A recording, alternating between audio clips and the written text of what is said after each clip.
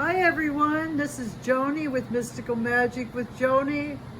I'm going to be soon changing that name to Journey with Joni. I will let you know when that happens to those that subscribe, so you find out. It's going to be a very big month in September. And so I thought I'm going to get on before September so you get an idea of what's coming. It's not negative, it's just I've learned through looking at my Moonology book with Yasmin Boland about September. At the beginning we got a new moon in Pisces, and then we have Pluto that's going into Capricorn. I'm looking right here about what Yasmin says, and she says there are just no two ways about it. This is going to be a very big month.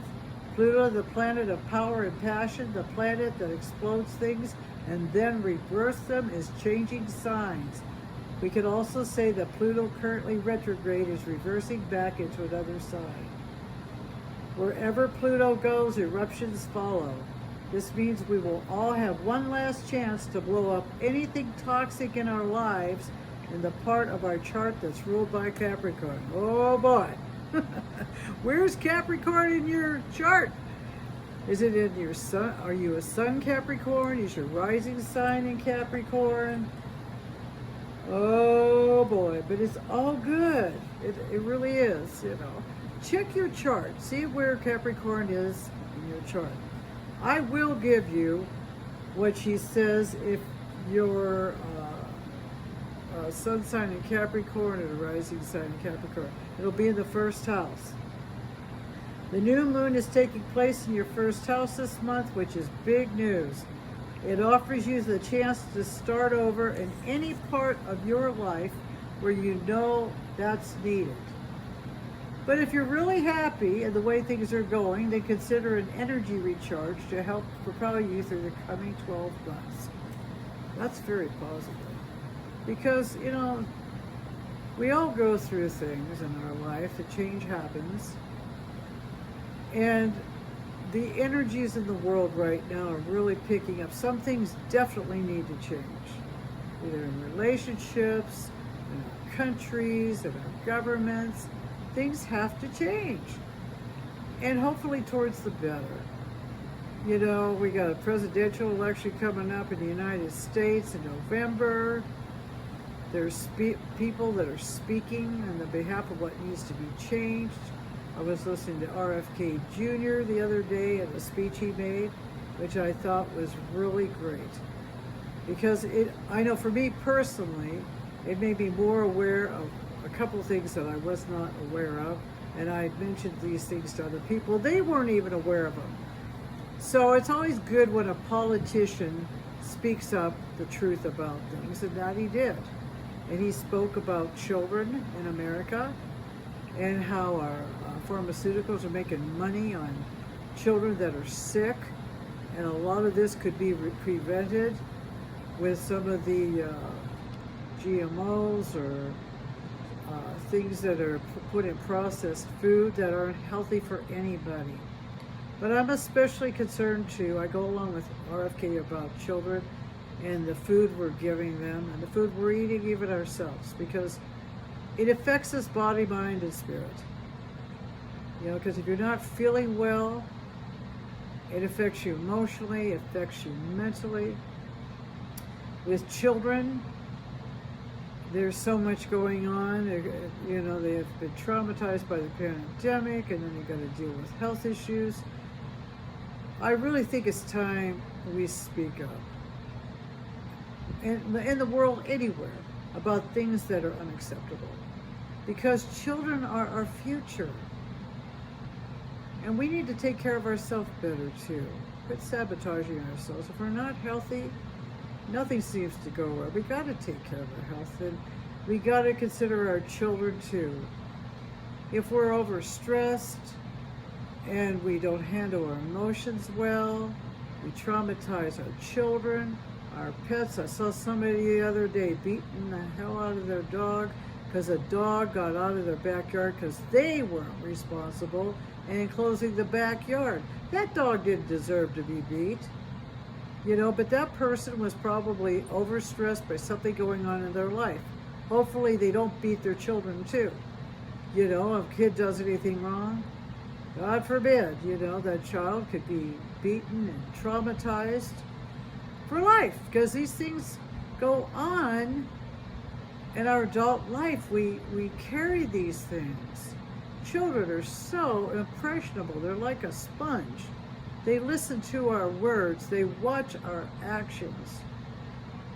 And so when he brought that up about food, RFK, I said, yes, that's part of it, but it's not all of it.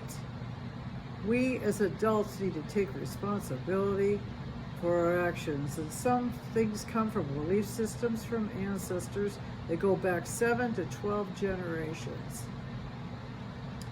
And that's something that I feel very strongly about, because I actually lived through a lot of trauma as a child. I spent an entire adult life working through issues that were created by the way I was spoken to and the way I was taught about feelings not being important, about walking over issues that I had trouble with in school and attention, all kinds of things. And I know there's children today that are going through that. I see it all around me. I feel so strongly about it that I started this site, and I'm going to change the name to Journey with Joni instead, because I don't want to be misunderstood. I read Oracle and Tarot, but it's used as a coaching guide, not to tell people what to do or what's going to happen. But the Oracle I really like, because they all come from a different kind of energy, and they show pictures and that speak to people in different ways. They've spoken to me, they've helped guide me and others that I've known, and I've taken classes to learn how to use them in a positive, correct manner, and I'm certified. But I decided to, you know, look at a deck that I thought would work with what I'm saying today. And one was a deck called Mary Queen of Angels by Doreen Virtue. And I picked several cards on working with the Divine Mother and the Feminine. And it's not just about women. Men carry the Divine Feminine in them as well. And the Divine Feminine is about nurturing and healing with gentleness and love and sweetness. Healing, something we all need to pay attention to. And so I came up with several different female figures in the Divine Feminine. Some are goddesses, some are spiritual. Mother guys like Mary Magdalene. Mary Magdalene came up with unconditional love. Love yourself, others, in every situation, no matter what the outward appearances may be. So I believe we all do the best we can with the knowledge that we have, but we can change that too. We can change it and work on ourselves, work on our inner self, which is very important. A lot of belief system goes back 7 to 12 generations in families. We can change that. We can stop and listen and really hear what people say when they talk. Give them a chance to talk. There's Kuan Yin, compassion. Release judgments about yourself and others and focus on the love and the light that is within everyone. When we do this, our life changes. Our perceptions change. Because we're not looking at how to get back at somebody. We look more within ourselves, our responsibilities, or what we can change or how we can serve someone in our life, to have a happier life, to have a more peaceful life. Because there's a reason for everything. Doesn't mean that we have to go along with people that are coming in a negative manner. We need to forgive them, however, and let go. Many times people that come from an angry, narcissistic manner, maybe they were treated like that as children. They got that education from somewhere. We have to forgive them, release them, and let go. And then visualize our intention of what we do want in our life. It's not an easy thing, but it's possible. Sometimes the people we really truly love, like our parents, or a mate, they just have a lot of emotional issues from their past, and they need to work on them, and we have to give them that space to do that. Doesn't mean they have to be around us. Just forgive them and let go, and ask divine guidance for strength and courage. Pray for them that they receive divine guidance and courage to change their life. We got the green tarot. Start delegating. Ask others, including yourself, instead of trying to do everything yourself. Sometimes we have to seek help. Maybe we need a life coach, or maybe we need help in our house or errands where we're just taking on too much and it's overstressing us. Maybe we have a job that is very demanding. Maybe we have relationship issues. Seek help to a counselor. It doesn't hurt anything to ask. Otherwise, we get burnout. We all have had that, where you try so hard. And sometimes it's just difficult. You can't do everything yourself. Then we have Mother Mary. Expect a miracle. Have faith that your prayers have been heard and are being answered. I pray to the Blessed Virgin Mary, Our Lady of Perpetual Help, Mother Mary. There's Mother Asna. She has helped me many times in my life when I pray to her. She's a divine mother. And she loves children and she protects children. And I was a child when she first helped me. I needed her protection. So always, if you're religious or spiritual, I know you know about her, but it doesn't matter. You can ask for her help, whether you're religious or not. She's divine, divine feminine.